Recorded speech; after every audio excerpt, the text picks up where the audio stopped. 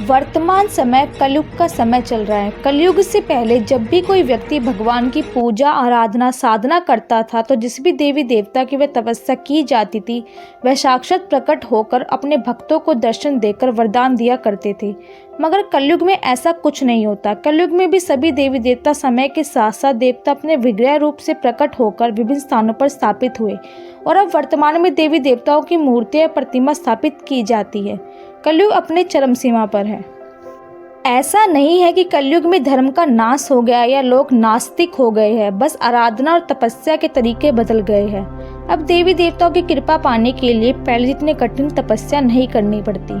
कलयुग में कुछ ऐसे देव हैं, खासकर कलयुग के देवता कहलाते हैं, अपने भक्तों के कष्टों को दूर करने के लिए ही होते हैं। तो ऐसे कौन कौन से देवता है कलयुग में जो तुरंत अपने भक्तों की सुनते? आइए जानते हैं आगे की वीडियो में। कलयुग के पहले देवता है हनुमान जी। हनुमान जी को कलयुग में सबसे ज़्यादा पूजा जाता है। ऐसा कोई गांव या शहर नहीं होगा जहां हनुमान जी का मंदिर ना हो, हनुमान जी का भक्त ना हो। कहते हैं सीता माता के वरदान के कारण वो आज भी धरती पर मौजूद है।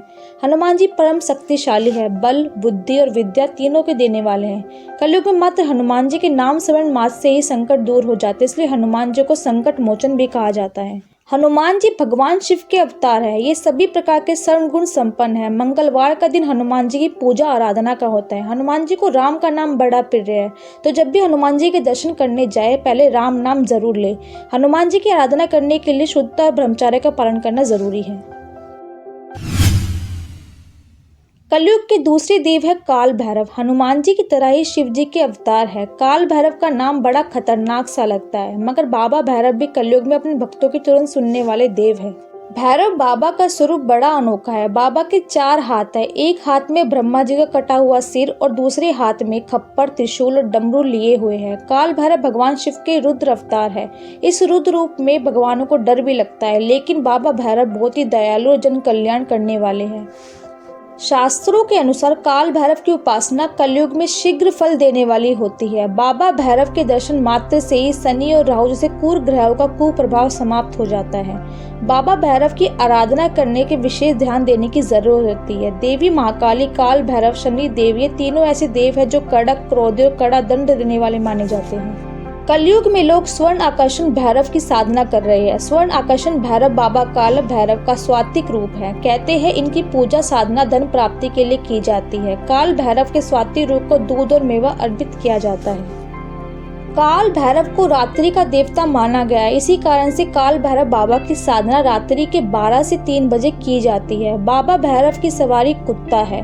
बाबा भैरव की आराधना अगर हम 40 दिन तक लगातार करें तो काल भैरव के दर्शन मात्र से समस्त मनोकामना पूर्ण हो जाती है। काल भैरव को धर्म की रक्षा करने के लिए नियुक्त किया गया है। इनकी उपस्थिति का अनुभव गंध के माध्यम से किया जाता है।